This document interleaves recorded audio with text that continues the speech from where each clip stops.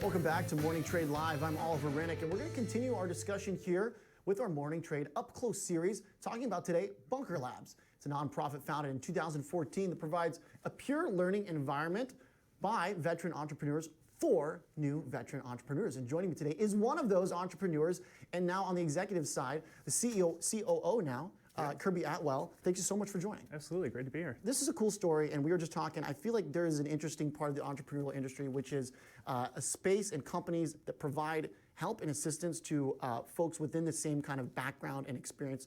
Tell us about your specific experience within Bunker Labs. Yeah, so I was a veteran entrepreneur myself. I started a company when I got out of the military in 2011. And I found out about Bunker Labs in 2014 when they were starting, and I had no real community, and it's a lonely experience starting a company. And so once I got involved with Bunker Labs, all of a sudden there was this community around me, and all these problems that I thought were unique to me, I saw other people going through them, and it really helped me boost my business to the next level. Did you want to know, did you know rather what you wanted to do going into getting involved with Bunker Labs, or did you find out there?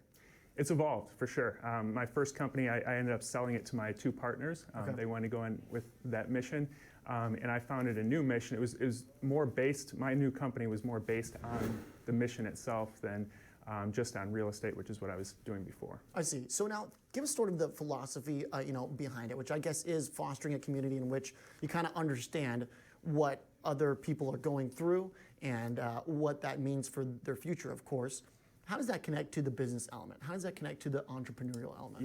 Yeah. Well, after World War II, 49% of veterans got out and they started something of their own. And today it's 4%. Wow. But 25% say they want to. So obviously there's this gap between the number of people that want to start a business and the number of people that actually do, a number of veterans that actually do.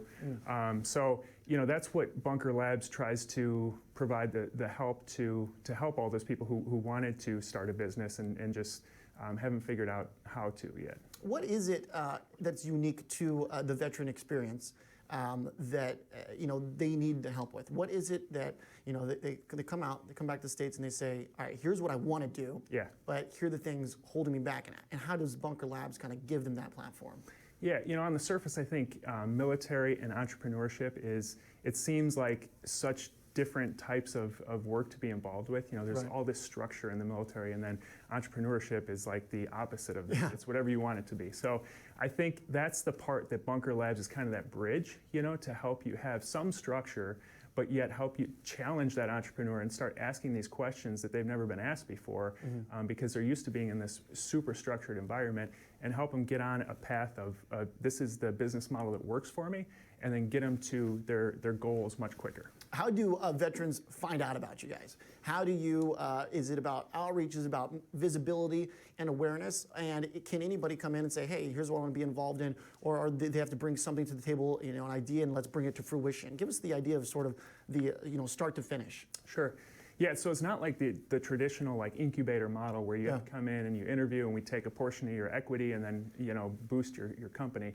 Anyone is welcome to come in. And so part of our programming model is we have this 12-week, it's called Launch Lab, where we walk entrepreneurs through their idea and ask them these critical questions and take them through an actual financial model, mapping their actions that they want to do to the numbers.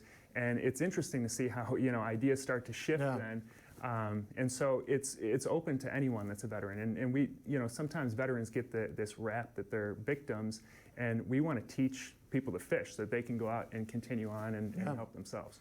What do you see right now in terms of industry, in terms of ideas? Does it feel like it is an environment that can foster a growth from 4% of veterans doing entrepreneurial work to get to that 40% of days past? Yeah, that's a great question. And we have such a diverse group of entrepreneurs. I mean, we've got a company called Rumi Spice that imports saffron from Afghanistan, and they sell it here in Chicago.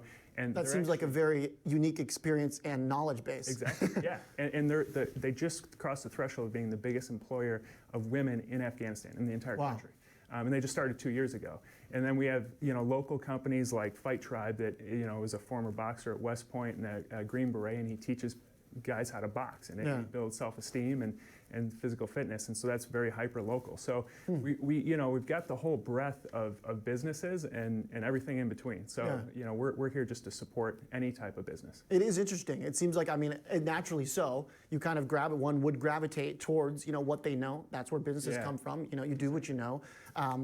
When you think about the space overall, we always talk about, and kind of this week, what we are sort of thinking about is, the big picture that all these smaller companies and entrepreneurs fit into, which is economic driven, which is, industry driven.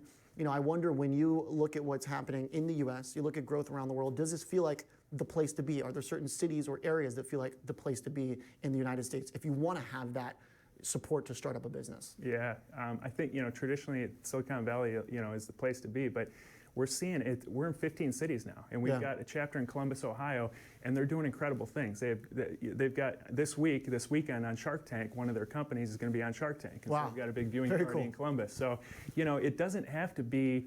You don't have to be in a big city like Chicago, New York, or Silicon Valley. You can be anywhere and start businesses. That's the beauty of the digital world. Yeah. One final thing here, because Bunker Labs is a nonprofit. Obviously, the folks that you're bringing through there, they probably want to make a profit. Yeah. But how does it change how you've thought about it, and what's sort of the message you'd send to other people that kind of want to tie in that business element to a cause? Yeah, that's a great question. We get that all the time, because a lot of our entrepreneurs have a big mission behind what they're doing. And we always encourage them to stick with the for-profit model first, test it out. If you can make it work as a for-profit, do that, because there's so much admin. We know firsthand there's so much stuff that goes into the back end of a nonprofit that can take a ton of time and away from your mission. So kind of get that groundwork laid at first and then build from there. Yeah, so you can be a mission-focused business that makes money too. So we encourage that. Kirby, what's next for Bunker Labs? We're continuing to grow. We've got 4 different cities slated to open in the next 6 months, and we're going to continue to grow from there. So we've got a 4-stage programming model, and you can definitely get involved in any of the chapter cities. All right, there we go. Kirby Atwell. Great conversation, COO of Bunker Labs, as we continue our look at entrepreneurs and all different kinds of entrepreneurs here on Morning Trade Live in our Morning Trade Up Close series. Up next, the